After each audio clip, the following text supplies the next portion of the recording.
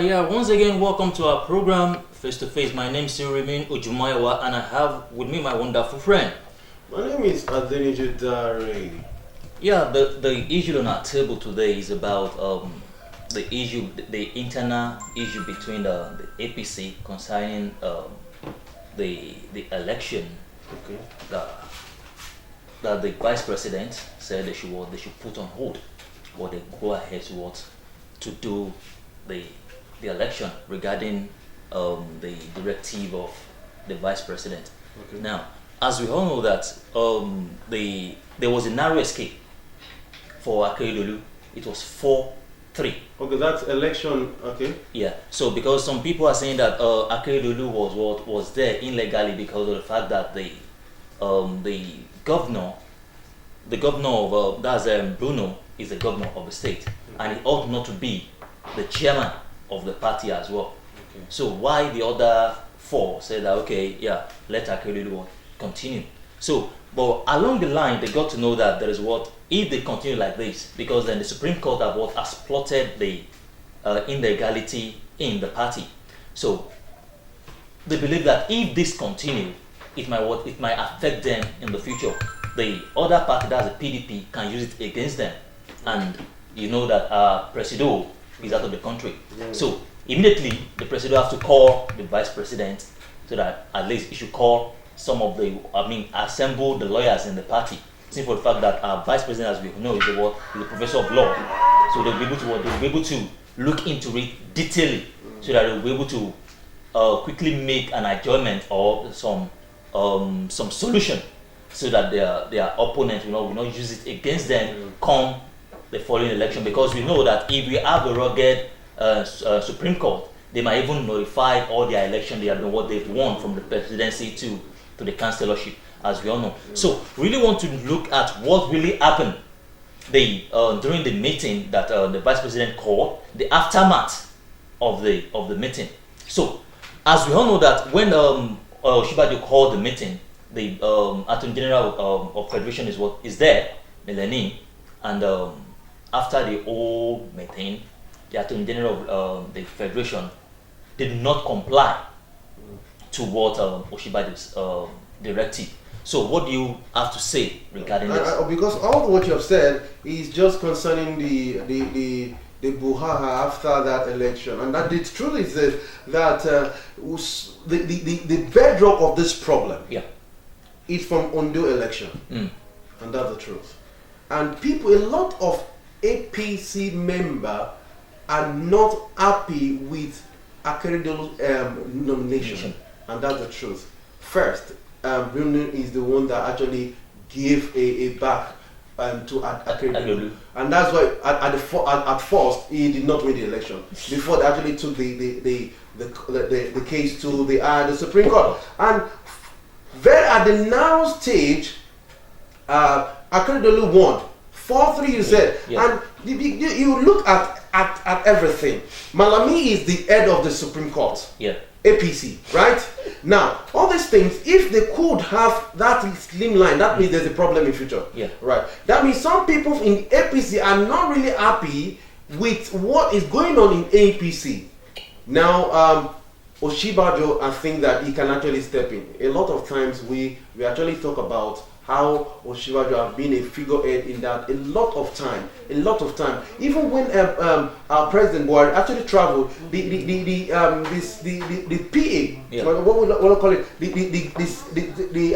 The security guard, or to him, I don't know what they call it right now. Now, actually, they had a meeting, and only the northern governor were there. And what happened? So we heard that Osinbajo wanted to enter for that meeting, and they fenced him out. They fenced him out, and this is actually coming out to actually happen. So I don't really know. I'm not very sure that Osinbajo is already doing anything well, and in this regard. Actually, before we go into the powerless and vice president, I think there is an internal conflict or residue in APC at the moment, because I believe that right now it's like the two versions that comprises APC is at war. That's the CPC and the ACN, because the people that really goes against the directive of the vice president are the major core of people. That's CPC, Yes. and the people whereby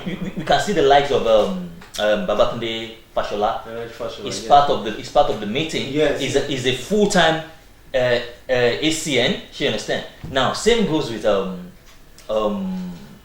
vice president. You know, he come from here. So now, are we saying that? I think there is really a conflict, an internal conflict. It's like their interests, their different interests is now beginning to affect the party. The fact is this now. APC are trying to play. I don't want to reveal again. They know that PDP is at the break watching them. Yeah. And so we had even on the day of the Congress, the day of Congress, there's a lot of problems that actually emanated. A lot of problems emanated, and they don't want to reveal. They want to be like this developed country that have problem, and they don't want everybody in the part of the world to know about it. There's a lot of problem. If a vice president, second to the president, in a constitution, in a proper constitution, if the president is kicked out or something happened to the president, the next person should be the vice president, like what happened to automatically, like what happened to Jonathan, right? And it means that whatever he says should be what the president is saying. Now the president has given all that the lawyers should come together for them to have a concession on the matter. And after they have agreed, and unfortunately our vice president could not get to our president, maybe he was in a meeting or something, we don't actually know what our boss is doing over there, right? And you just, okay, now let the Congress hold. And some part of the people that think that they have power actually said no to what the vice president. I think this is not good at all. On regarding that, after the meeting, the vice president as well want to still believe that he has the power. The next thing he did, you have to call the party chairman, saying that that election should not hold. But he went ahead to say that the election should continue. Now it now go to what people have been saying that Oshibajo is just a figurehead. What do you have to say regarding this? People don't need to say it again. We are just seeing it. Just like when we talk about Shewore, the other day we make a joke of him that if he's not arrested, you should just call them, man. Are you not arresting me this week or not? It's just glaring like that. We can actually say that Oshibajo is not doing. It's not as if he's not doing anything. A lot of people like him, but it's not taking his stand. That's the truth. Okay, let us look at Jonathan in the area of the late what's our president, former president right now. Okay, now you found that even in a major time when the president was not around, that's Yar'Adua. Thank you, God bless you, Yar'Adua. Right, even when the president was not around, Jonathan was working as if he's the president. Yeah. So it just a very, very good migration. When Yar'Adua died or kicked the bucket, Jonathan just fit in. People don't even need to actually ask him to go be the president because everybody knows that, and he was actually doing the job when Yar'Adua was away at wherever he went for the. So, but now Oshibajo, right? Apart from maybe probably the president is not there and asking to go and represent, we have not been seeing him like that. Right? Taking critical decisions. Critical decisions. Right? He will actually wait for somebody. And look, I just imagine if that's what Oshibajo have created for himself. Now you want to do. We are not saying you should not take decision from your boss. We are not saying that. But there's something you have to do. If you are respected, you have a command. There's no how these people will have actually kick out your order.